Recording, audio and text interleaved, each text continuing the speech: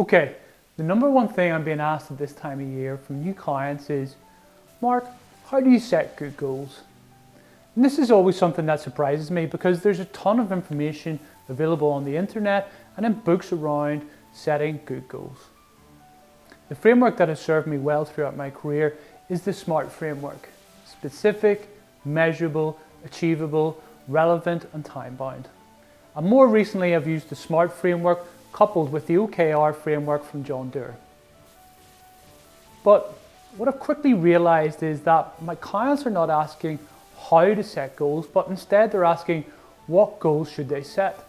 And that starts a conversation around these three core areas: ambition, belief, and breadth. A lot of people I work with are embarrassed to have ambition. You know, wanting something more for your life and for your family's life is not a bad thing. Wanting more for your career or your business is not a bad thing. I mean, it's great to have big ambitions for yourself. The world was built upon people that had big ambitions. But I even remember being at a work event a couple of years ago when the compere asked the crowd, who wants Mark's job? And nobody put their hand up. He then asked, who wants my boss's job? And nobody put their hand up. We were concerned. We didn't realize that we had such a lack of ambition amongst our team to succeed us in the key leadership positions. But as it turns out, this wasn't the case. People did have ambition and wanted to succeed, but it wasn't a burning ambition because they were too embarrassed to say it or connect with it. Next, there's belief. People lack belief in the fact they'll be able to achieve their lofty ambitions, which actually stops them from having lofty ambitions in the first place. Now let me ask you this: what is the difference between people who are achieving their lofty ambitions and yourself?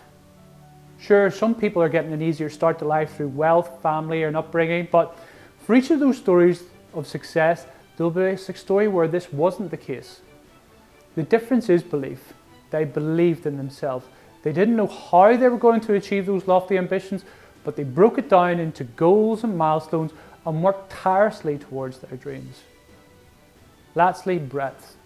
In general, people are great at setting goals for their careers, but they often neglect to set goals for their family life, their health, their relationship, or their spirit.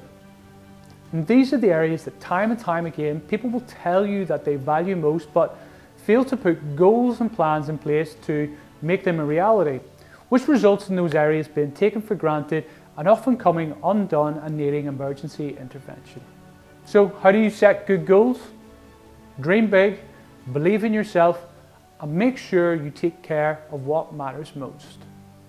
Your coach, Mark.